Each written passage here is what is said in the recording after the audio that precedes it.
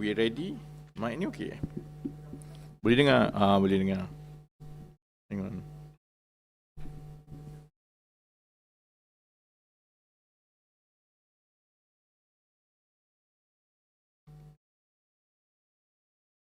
Lagi? Boleh dah? Okey. Assalamualaikum warahmatullahi wabarakatuh dan salam sejahtera. Selamat menyambut Hari Raya Aidiladha esok. Pada hari ini ialah sidang media bulanan Kementerian Ekonomi mengenai perkembangan inflasi dan hari ini walaupun sedikit lewat seminggu, saya akan mengulas mengenai kadar inflasi Malaysia yang terus mereda untuk bulan Mei 2023 kepada 2.8%, dan rancangan bersepadu menangani kos sara hidup yang telah pun difokuskan oleh kerajaan sejak mengambil alih dalam bulan Disember yang lepas. Kadar inflasi Malaysia pada bulan Mei 2023 terus mereda kepada 2.8% berbanding kepada 3.3% pada bulan April 2023, iaitu mencatatkan penurunan 9 bulan berturut-turut. Pada September 2022, kadar inflasi adalah 4.5%, dan sejak mengambil alih dalam bulan Disember, kadar inflasi telah menurun daripada 3.8%, dan 5 bulan kemudian sehingga Mei 2023, kadar itu telah pun turun kepada 2.8%. Kadar inflasi Mei 2023 adalah kadar inflasi yang paling rendah dalam tempoh setahun, mencerminkan trend harga yang semakin stabil yang berterusan. Penurunan inflasi bagi Mei 2023 juga menunjukkan kejatuhan menyeluruh yang merentas semua kategori perbelanjaan, menandakan penstabilan harga secara menyeluruh. Kadar inflasi yang stabil adalah kunci kepada pertumbuhan ekonomi yang mampan agar ekonomi negara terus berkembang tanpa menyebabkan permintaan yang mendadak sehingga menyebabkan harga barang dan perkhidmatan naik melonjak. Kadar inflasi melambangkan keseluruhan harga daripada sebulan ke sebulan, dan keseimbangan yang perlu dicapai oleh kerajaan ialah supaya dalam keadaan ekonomi terus berkembang baik, itu tidak menyebabkan permintaan naik melonjak sehingga menyebabkan harga tidak terkawal. Ini memang matlamat nombor satu pengurusan ekonomi mana-mana negara, iaitu memastikan pertumbuhan itu kekal bagus, tetapi pertumbuhan yang baik itu tidak menyebabkan harga naik melonjak. Seperti yang kita tengok di Amerika Syarikat sekarang dan juga ekonomi-ekonomi lain, cabaran itu masih lagi besar, iaitu cabaran untuk mengekang kenaikan harga barang yang berterusan akibat daripada pertumbuhan ekonomi. Oleh itu, penstabilan harga melalui penurunan inflasi yang menyeluruh dan berterusan adalah sebahagian daripada strategi menyeluruh kerajaan untuk menangani kos sara hidup rakyat agar tidak membebankan. Strategi pertama ialah penstabilan harga agar tidak naik mendadak. Selain daripada instrumen-instrumen dasar, dan bila saya sebut instrumen dasar, ini termasuklah gabungan kawalan harga bagi barang-barang ruji yang digunakan oleh rakyat, termasuk juga dasar monetary yang dikawal oleh Bank Negara Malaysia, dan juga skim-skim insentif yang berkaitan dengan harga seperti yang dijalankan di bawah Kementerian Perdagangan Dalam Negeri dan Sara Hidup. Jadi gabungan instrumen-instrumen dasar ini serta apabila ditambah lagi dengan penguatkuasaan, selain daripada strategi pertama ini, kerajaan juga menumpukan usaha untuk memastikan bekalan makanan digandakan untuk tempoh sederhana dan jangka panjang supaya seiring dengan permintaan pasaran. Dari satu sudut, kos sara hidup ini adalah yang berkaitan dengan harga. Harga ini berkaitan dengan permintaan yang itu boleh diuruskan melalui instrumen dasar yang saya sebut tadi dan penguatkuasaan. Satu lagi sudut mengenai harga ialah mengenai bekalan. Jadi dasar kerajaan selama 6 bulan ini ialah yang menyentuh kepada kedua-dua aspek. Instrumen dasar dan penguatkuasaan yang memfokuskan supaya inflasi itu dikawal dan ia telah berjaya sehingga turun pada kadar yang paling rendah dalam tempoh 12 bulan. Tetapi juga melalui Kementerian Ekonomi dan kementerian-kementerian yang lain, kita juga menumpukan kepada sudut perbekalan, maksudnya bekalan, makanan dan sebagainya, supaya ia dapat memastikan permintaan itu selari dengan penawaran.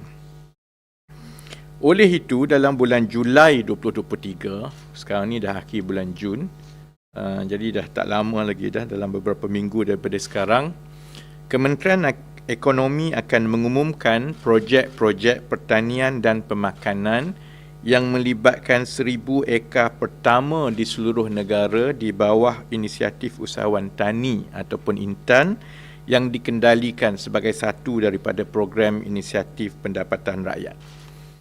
Projek-projek untuk 1,000 ekar pertama tanah-tanah kerajaan ini telah pun mengenal pasti rakan-rakan strategik dari kalangan agensi pertanian kerajaan persekutuan dengan kerjasama agensi-agensi kerajaan negeri yang akan mengusahakannya, yang akan membantu kita menangani aspek bekalan makanan di jangka masa sederhana dan panjang.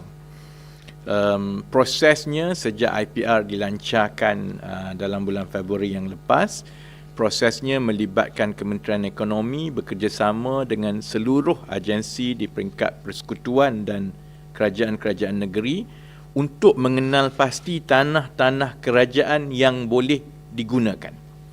Selepas kita kenal pasti tanah-tanah kerajaan ini, kemudian kita bekerjasama pula dengan agensi-agensi pelaksana.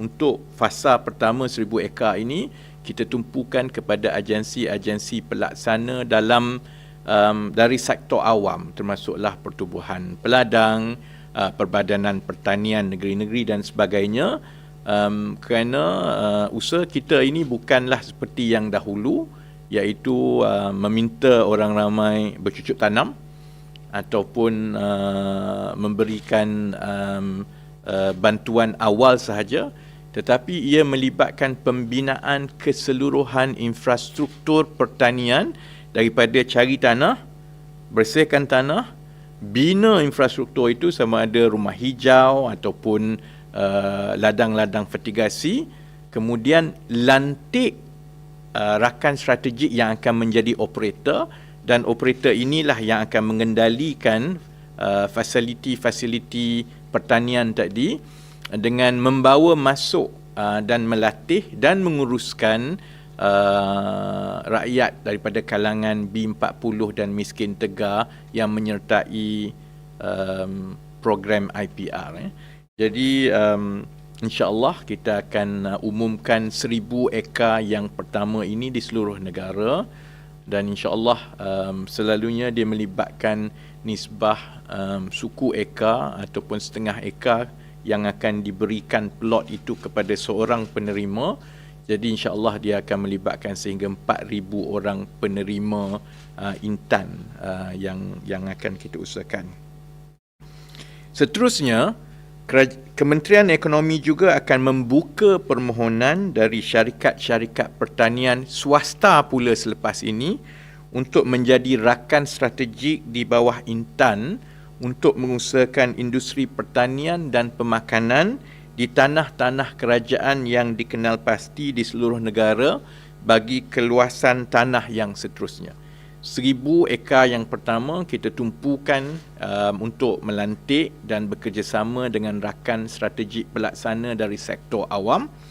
Yang seterusnya itu bagi tanah-tanah yang kita akan terus kenal pasti dan mendapatkan persetujuan daripada kerajaan persekutuan dan kerajaan negeri untuk melaksanakan projek-projek pemakanan dan pertanian. Kita juga akan buka kepada rakan-rakan strategik pelaksana dari kalangan syarikat-syarikat swasta pertanian selain daripada agensi-agensi dari sektor awam. Maklumat lanjut mengenai langkah ini serta butiran bagaimana syarikat-syarikat swasta boleh tampil untuk bekerjasama dengan kerajaan mengusahakan fasiliti pertanian di bawah IPR ini di seluruh negara akan diumumkan juga dalam bulan Julai 2023 yang akan datang. Kami berharap usaha berterusan untuk menggandakan kapasiti industri pertanian dan pemakanan yang melibatkan sektor awam, swasta dan orang ramai dari kalangan B40 dan miskin tegak ini dijangka akan memastikan bekalan makanan yang lebih mampan di masa akan datang sebagai satu lagi pelengkap kepada usaha bersepadu kerajaan memastikan harga barang makanan adalah terkawal. Itu strategi pertama menangani soal kos sara hidup, iaitu kita tumpukan kepada harga. Tumpu pada harga ini melibatkan instrumen dasar dan penguasaan, dia juga melibatkan aspek perbekalan makanan. Strategi kedua kerajaan dalam menangani kos sara hidup ialah usaha-usaha untuk memastikan gaji dan pendapatan rakyat naik secara berkala setimpal dengan kenaikan kos sara hidup. Ini perkara yang saya ingat tidak pernah disentuh oleh pentadbiran-pentadbiran sebelum ini secara menyeluruh. Di mata rakyat, setiap kali kita bercakap mengenai kos sara hidup, selalunya ia berkisar kepada macam mana kerajaan nak bagi subsidi yang lebih, macam mana kerajaan nak turunkan harga. Tapi sebenarnya ada satu lagi aspek yang penting, iaitu kalaupun kerajaan menumpukan 100% kepada soal harga barang tetapi tidak menumpukan kepada usaha-usaha melalui dasar dan inisiatif untuk menaikkan gaji rakyat secara setimpal, maka masyarakat kita akan terus bergelumang dengan persoalan kos sara hidup. Fokus Kementerian Ekonomi ialah membangunkan kerangka dasar gaji progresif bersama-sama dengan Kementerian Sumber Manusia untuk memastikan pertubuhan gaji yang lebih sekata dan inklusif, seterusnya mendorong kepada gaji dan pendapatan yang lebih baik kepada semua pekerja, terutamanya golongan muda. Kertas dasar yang pertama mengenai dasar gaji progresif akan dibentangkan kepada Majlis Tindakan Ekonomi Negara atau MTN dalam bulan Ogos 2023 untuk mendapat panduan daripada kepimpinan negara, dan itu akan memulakan secara rasmi usaha-usaha pentadbiran ini untuk kita meningkatkan gaji dan pendapatan rakyat melalui kerangka dasar. Ini adalah kali pertama dalam sejarah negara mana-mana pentadbiran. Sebelum ini kita dah bertukar banyak kali pentadbiran, tapi ini adalah kali pertama dalam sejarah negara kita satu pentadbiran mengusahakan satu kerangka dasar khusus mengenai pertumbuhan gaji yang sekata dan inklusif kepada semua pekerja. Fokus kepada pertumbuhan gaji juga akan menjadi tema utama perancangan ekonomi negara yang dikendalikan oleh Kementerian Ekonomi di bawah rancangan-rancangan Malaysia yang akan datang. Dan insya-Allah kami yakin bahawa dua strategi bersepadu ini dijangka akan dapat membantu menangani kos sara hidup rakyat secara mampan yang melalui penyelesaian kukuh yang berkekalan. Jadi kita tidak mahu soal kos sara hidup yang dialami rakyat ini ditangani secara sedikit-sedikit ataupun secara tidak bersepadu dan hanya melihat kepada satu dua perkara yang mendapat tumpuan pada ketika itu saja. Kita mahu menyelesaikannya melalui satu penyelesaian yang bersepadu dan kukuh. Sebab itu ia akan melibatkan kerangka dasar mengenai gaji juga, selain daripada meningkatkan infrastruktur penghasilan makanan di seluruh negara. Ada soalan?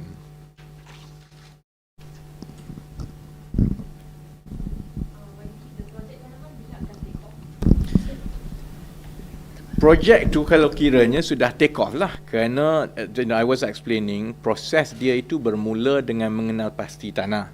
Bila kita mula kenal pasti tanah tu, maksudnya dia take off lah, kerana itu adalah halangan yang paling utama dalam negara kita untuk menggandakan kapasiti pertanian. Sebab kalau tanya dengan orang biasa, memang ramai yang berminat untuk bercucuk tanam tapi dia tak ada tanah. Jadi sebab itu fokus Kementerian Ekonomi ialah kita selesaikan perkara itu daripada A to Z. Jadi kalau mengikut perancangan kami, apabila kita telah berjaya mendapat persetujuan untuk menggunakan tanah-tanah kerajaan, dan ini kami kena semak daripada setiap kementerian, setiap agensi, kerajaan negeri dan sebagainya, itu bermakna ia sudah bermula. Tetapi sama juga dengan pelaksanaan apa-apa projek, dia ada peringkat-peringkat dia, daripada mengenal pasti tanah, kemudian dia melantik kontraktor pelaksana, kemudian membabitkan pembinaan, kerana kita tanah itu kena dibersihkan dan disediakan, kemudian sama ada rumah hijau, greenhouse itu perlu dibina, kemudian ataupun kalau fertigasi, segala kelengkapan infrastruktur itu perlu dibina. Dan selalunya pembinaan ini mengambil masa antara 1 hingga 2 bulan, dan selepas itu peserta-peserta akan mula masuk. Setakat ini projek pertama yang sudah sampai ke peringkat penanaman dan sudah hampir ke menuai hasil ialah di Selangor, dan yang seterusnya yang sudah pun infrastruktur itu sudah hampir siap dan sudah mula ke peringkat penanaman ialah di Putrajaya seterusnya. Dan untuk 1000 ekar ini semuanya masih lagi di peringkat tanah yang telah dimuktamadkan. Dia akan masuk ke peringkat untuk membersihkan tanah, kemudian untuk membina infrastruktur. Selalunya tempoh masa untuk membersihkan tanah dan menyediakan infrastruktur itu bergantung di antara 1 ke 3 bulan, bergantung kepada saiz tanah itu.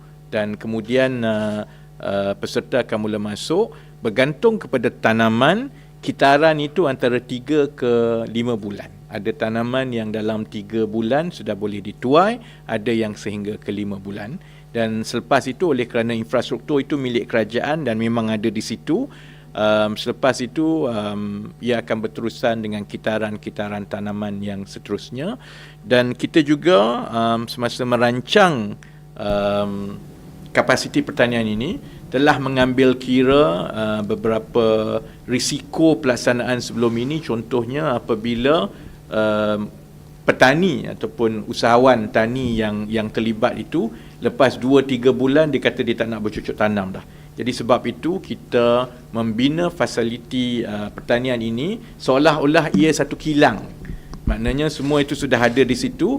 Kalau ada peserta yang kata mereka tidak lagi mahu terlibat, kita akan gantikan dengan peserta yang lain, kerana keseluruhan kemudahan itu diuruskan oleh satu operator, selalunya sama ada agensi pertanian kerajaan ataupun selepas ini bila ia dibuka kepada syarikat-syarikat swasta, ia akan diuruskan oleh syarikat-syarikat swasta yang mengendalikan peserta-peserta ini. Ada soalan lain? Apa jenis tanaman ini? Tanaman itu bergantung kepada tempat-tempat dan juga kajian mengenai permintaan. Buat masa sekarang, tumpuannya berdasarkan beberapa panduan utama. Satu, ia mesti pertanian kontan yang kitaran tuaiannya itu antara 3 ke 5 bulan. Sebab kalau tidak, dia ambil masa yang lama tu, hasil kepada penerima itu lebih lama. Kedua, tanaman kontan yang boleh diusahakan melalui polybag ataupun fertigasi, kerana buat masa ini kaedah polybag dan fertigasi ini boleh digabungkan dengan teknologi-teknologi pertanian sedia ada supaya kita boleh kawal mutu secara menyeluruh, kerana dia siram masuk air pun melalui sistem, baja pun melalui sistem. Jadi itu mengurangkan risiko perbezaan mutu tuaian itu akibat daripada lain peserta siram air lain. Jadi ketiga, kita menumpukan kepada tanaman-tanaman yang ada pasaran serta-merta di sekitar dan mudah mendapat pembeli, dan yang ada import yang sepatutnya tak ada import. Jadi sebab itu tumpuan banyak kepada tanaman kontan seperti cili buat masa sekarang, kerana permintaan itu memang tinggi. Dia akan bertukar daripada satu kawasan ke satu kawasan. Ada juga yang dikenal pasti, contohnya sebagai tanaman yang lebih bernilai tinggi seperti nanas, tapi daripada satu bentuk tanaman ke satu bentuk tanaman yang lain, ekonomisnya berbeza kerana kitaran dia berbeza dan sebagainya. Dalam keadaan kita mempunyai syarat bahawa jumlah bantuan daripada kerajaan yang diterima oleh seorang miskin tegar ataupun B40 itu tidak melebihi RM20,000 setahun. So there's a lot of parameters that we have to work on untuk memastikan bahawa keseluruhan economics itu masuk akal dan orang kata sustainable. So to make sure that it's sustainable financially, you look at the market. You also look at how much does it cost to operate, to give the margin, because we don't want to subsidize. Kalau tidak, dia tak sustainable. Jadi we make sure that untuk satu plot 30 hektar ke 40 hektar, what's the total cost, and then you divide by the number of recipients supaya the total tu tidak melebihi daripada jumlah RM20,000 seorang yang boleh didapati yang untuk tempoh 2 tahun mereka berada dalam skim ini.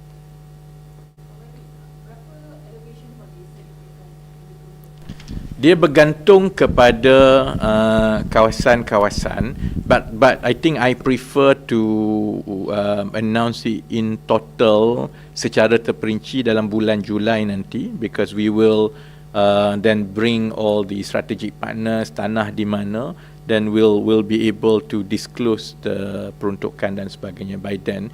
Tapi dia bergantung kepada tanah, sebab tanah itu berlainan. Ada tanah yang landai, kos dia agak kurang sedikit. Kalau tanah itu perlu lebih untuk kita bersihkan, and the cost is slightly more lah. But the total amount tu nanti we will announce for the first 1,000 acres ni in July, in a few weeks time. Okay? Ya. Suluh negara. Dia kita buka kepada semua kerajaan negeri dan juga kementerian-kementerian. Jadi dia bergantung kepada negeri mana yang lagi cepat tampil untuk bekerjasama untuk bagi tanah. Sebab kerajaan persekutuan tidak ada tanah. Kan, jadi kalau kita nak ambil kaedah yang dulu, yang nak pergi beli tanah, memang tak jadilah sampai bila-bila. Jadi kaedah yang kita ambil ialah kita tengok satu yang kita tahu, kita tengok mana tanah yang sekarang ini milik kerajaan persekutuan melalui kementerian-kementerian tetapi tidak digunakan. Jadi kami kena pujuk satu kementerian dan agensi satu demi satu untuk bagi gunakan dahulu untuk tanam. Kita juga buka kepada kerajaan-kerajaan negeri sebab tanah ni miliknya kerajaan negeri yang banyak. Jadi dia bergantung kepada mana kerajaan negeri yang lebih cepat tampil, maka manfaat itu ialah kepada penduduk di negeri itulah. Jadi kita ada beberapa negeri yang lebih cepat daripada yang dulu, yang lain. Jadi sebab itu bila kita umumkan 1000 ekar yang pertama itu akan beri gambaran sebenarnya kerajaan negeri mana yang lebih cepat menyahut untuk bersama-sama mengusahakan ini, sebab proses awal itu mesti bermula daripada agensi yang memiliki tanah itu tampil ke depan untuk bekerjasama, kerana Kementerian Ekonomi hanya boleh menguruskan dari segi dana dan juga operasi keseluruhan peserta rakan strategi, tapi ia mesti bermula daripada tanah. Dan insya-Allah ini proses yang kita memang pergi daripada satu bulan ke satu bulan, mengenal pasti tanah dan memujuk pemilik-pemilik tanah ini untuk meminjamkan tanah kepada Kementerian Ekonomi untuk mengusahakan fasiliti pertanian ini. YB ada soalan lain sikit. So can I get your comment on Bank Negara's statement yesterday that it will intervene in the foreign exchange market to stem currency movements that are deemed excessive? I think you have to read that in the context. Intervene ni ada banyak cara intervene kan. Ada negara yang central banks-nya intervene directly in the market. The context of Bank Negara's statement semalam is, when you say intervene, is in really monitoring the movement of whether cash being expatriated back to Malaysia kan, sebab ada keadaan yang mana syarikat yang pengeksport contohnya, yang apabila dia ekspor, dia dapat bayaran dalam dolar, wang itu tidak dibawa balik ke Malaysia dalam ringgit kan. Jadi perkara ini perkara biasa dan memang menjadi rutin Bank Negara sebenarnya, yang sentiasa mengikuti aliran keluar masuk, bukan saja selalunya orang kata kalau aliran keluar masuk ni orang ingat hanya pelabur asing FDI saja bawa masuk ke Malaysia. Jadi dia ingat bila bawa masuk ke Malaysia, kalau mata wang itu lebih rendah di pasaran, dia bagi gambaran konon tidak ada pelaburan asing. Itu tak betul sebenarnya. Pelaburan asing yang dicatatkan untuk tempoh suku pertama tahun ini adalah antara yang paling tinggi.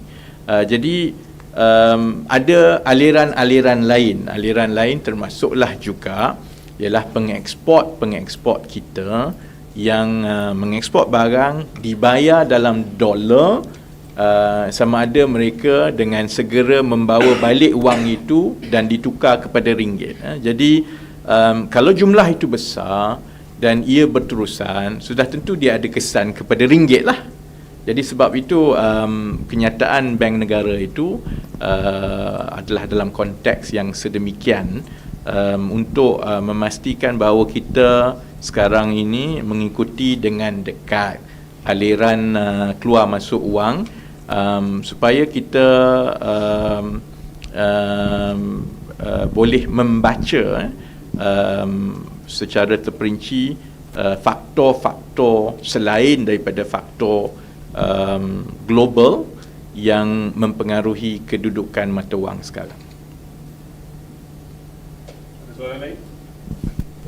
Inflasi adakah trend menurunnya akan berterusan?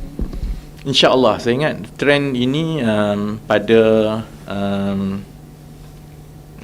unjuran dan juga data yang kita ada, dan juga mengambil kira lah keadaan ekonomi yang makro pada peringkat negara dan antarabangsa. Saya yakin bahawa trend ini akan berterusan lah. Maksudnya harga itu telah stabil. Ramai yang akan yang mungkin ada yang akan kata yalah tapi harga masih lagi tinggi dan sebagainya, kan. Saya nak bagi perspektif begini, kan. Apa beza apabila contohnya kalaulah inflasi ini tidak turun daripada Disember bila kerajaan perpaduan mengambil alih. Katalah inflasi itu kekal pada tahap 4 ke 5%. Sehingga sekarang dia kekal. Kalau dia tak naik pun dia kekal begitu, kan. Maksudnya harga barang itu daripada satu bulan ke satu bulan menjadi lebih mahal dan lebih mahal dan lebih mahal. Berbeza dengan keadaan sekarang, apabila inflasi itu menurun, maksudnya kenaikan itu semakin mereda dan dia akan ada satu keadaan, saya berharap dalam bulan Ogos, September nanti, yang harga barang pada bulan Ogos atau September pada tahun ini adalah sama pada tahun yang lepas, kan. Untuk ia turun, ia akan bergantung kepada permintaan dan bekalan. Yang itu yang kalau bekalan itu bertambah dalam jangka masa sederhana, setengah barang harga akan mula turun. Tapi dia tidak naik dan berbeza dengan contohnya sebelum kami mengambil alih, dalam tempoh 6-7 bulan semasa pentadbiran Perikatan Nasional dahulu, inflasi naik daripada 2% dan dia naik mendadak sehingga menjadi 4.5%. I think the highest was 4.7 last year, kan, dalam tempoh yang pendek. Jadi maksudnya dari satu bulan ke satu bulan harga terus naik, kan. Jadi sasaran kerajaan atau mana-mana kerajaan pun yang menguruskan ekonomi ialah memastikan kestabilan harga.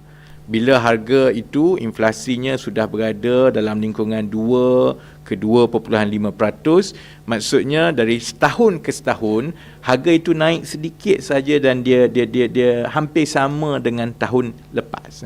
Jadi insya-Allah kita ke arah itu.